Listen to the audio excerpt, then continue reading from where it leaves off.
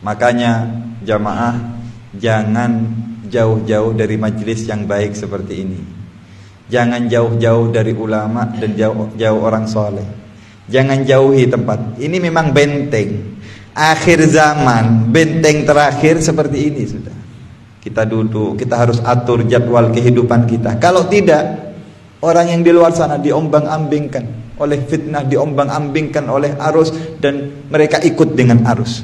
Mereka tidak tahu dirinya kemana dan akhirnya hilang, dan akhirnya naudzubillahi min dzalik. Orang yang hadir majelis semacam ini, kalian ini adalah anak yang bakti kepada orang tuanya. Kenapa? Karena orang tua kalian walaupun sudah ada di alam barzah, pasti akan mendapatkan percikan dari apa amalan yang dilakukan oleh anak-anak yang soleh. Itu pasti. Zikir seperti ini, apalagi baca kalimat tauhid, baca asmaul husna, baca la ilaha illallah, dapat orang tua kita di kuburan itu, dapat bagian itu. Yang paling senang kepada majelis ini bukan tuan rumah, bukan yang hadir, yang ada di kuburan, yang ada di alam barzah. Nggak percaya, telepon. Nggak bisa ditelepon. Telepon ini nggak canggih. Telepon ini buatan manusia, nggak canggih, nggak bisa nelpon ke sana. Kalau para wali-wali Allah bisa nelpon ke alam barzah. Orang-orang yang sudah hatinya tersambung dengan Allah, itu bukan 3G atau 4G lagi sudah.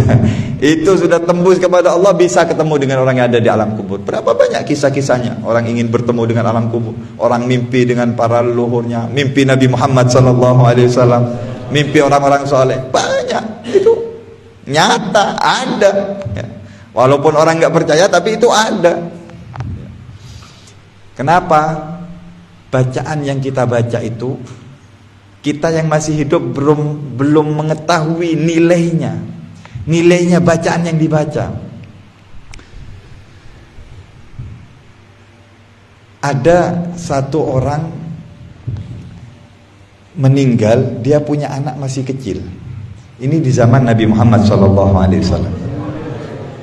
Rasul ketika Nabi Muhammad lewat dengan para sahabat, lewat di sebuah kuburan, sebuah makam.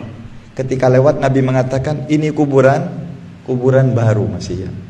Ini kuburan, orangnya disiksa, kata Nabi. Nabi Muhammad ini. Kalau Nabi lain ya, Nabi tahu sudah lintas alam. Kata Nabi, aku melihat orang penghuni makam ini orangnya disiksa oleh Allah Subhanahu Wa Taala. Nabi cerita sama sahabat, kasihan. Terus lewat Nabi. Beberapa waktu setelah saat dari itu, Nabi lewat di kuburan yang sama dengan sahabat. Kata Nabi, ini penghuni makam ini sekarang berada di kenikmatan, berada di taman sorga, kata Nabi. Diberi nikmat oleh Allah Subhanahu Wa Taala. Sahabat tanya, ya Rasulullah, dulu engkau lewat sini mengatakan ini orang disiksa, sekarang kau lewat mengatakan di kubur yang sama, sekarang kau mengatakan diberi nikmat. Bagaimana itu ya Rasulullah?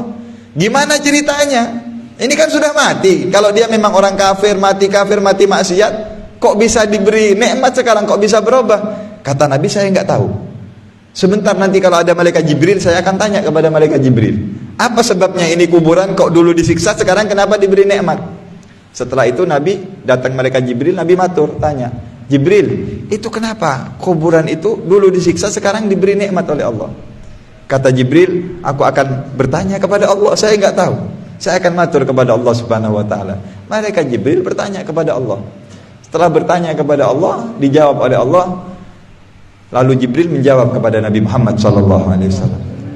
Orang ini ketika meninggal, dia punya anak masih kecil, masih bayi. Dia ahli maksiat, ahli dosa si penghuni kubur ini. Kemudian setelah anaknya mulai tumbuh besar, sang anak ini ketika pertama masuk kepada madrasah belajar Al-Quran, ketika sang anak baru mulai belajar Fatihah, baru baca Bismillahirrahmanirrahim, dengan nama Allah yang maha pengasih, maha penyayang. Anak kecil umur 4-5 tahun ya, masih baru belajar baca Quran. Ketika sang anak mulai baca Bismillahirrahmanirrahim, Allah mengatakan, malaikat, ini anak menyebutkan Bismillahirrahmanirrahim, dengan Allah yang maha rahman pengasih, yang rahim maha penyayang. Gak pantas aku nyiksa orang tuanya, anaknya baca kalamullah, baca ucapanku. Kata Allah, angkat siksa kuburan orang tuanya daripada anak ini dan berikan kenikmatan karena anaknya ngaji Al-Quran. Ini baru bismillahirrahmanirrahim, baru Fatihah, belum Asmaul Husna, belum salawat, belum zikir-zikir yang diajarkan apalagi daripada wali-wali Allah. Berapa itu? Nah, kenapa saya katakan jenengan ini termasuk anak yang bakti sama orang tuanya? Kenapa? Orang tua kalian terutama yang ada di alam barzakh, yang masih hidup, mudah-mudahan dapat berkahnya, dapat pahalanya, ya. Ini hati-hati. Setiap amal yang dilakukan anak, amal kebaikan, orang tuanya itu dapat otomatis. Pasti. Karena apa? Karena kalau tidak ada orang tuanya, dari mana ada anaknya? Dari mana anaknya bisa sholat, bisa ibadah? Kalau bukan karena orang tuanya yang melahirkan. Karena itu otomatis dapat. Setinggi-tingginya pangkatnya anak, sebanyak-banyaknya ibadahnya anak, orang tuanya lebih tinggi karena orang tuanya dapat, ya. Kalau rekening, kalau umpamanya amalan ibadah ini rekening, itu orang tuanya dapat juga. Anaknya punya miliaran, orang tuanya dapat miliaran juga otomatis, walaupun mereka nggak sama ibadahnya. Ini berkahnya orang tua. Karena itu ayo jamaah anak-anak kita, ya, ini aset-aset kita, aset-aset tabungan celengan kita, bukan cuma di dunia, sampai di alam barzakh nanti. Perhatikan mereka, kasihan anak-anak zaman sekarang ini. Kita melihat, ya, kadang-kadang banyak orang tuanya orang soleh tapi anaknya buka aurat, anaknya nggak tahu ilmu, anaknya ikut kepada fitnah zaman dan akhirnya meninggal dalam keadaan tidak tahu ngaji, tidak sholat dan tidak ibadah. Kita sendiri nanti yang akan dipersusah oleh anak-anak kita. Nah, ini lihat, baru Fatihah, ayahnya yang sudah bertahun-tahun disiksa diangkat. Karena waktu sang ayah ini meninggal, anaknya masih bayi. Anaknya masih bayi. Ketika sang bayi ini tumbuh, sudah belajar Al-Quran, diangkat siksanya oleh Allah Subhanahu Wa Taala dari alam. Mudah-mudahan kita jadi orang yang berbakti kepada orang tua kita.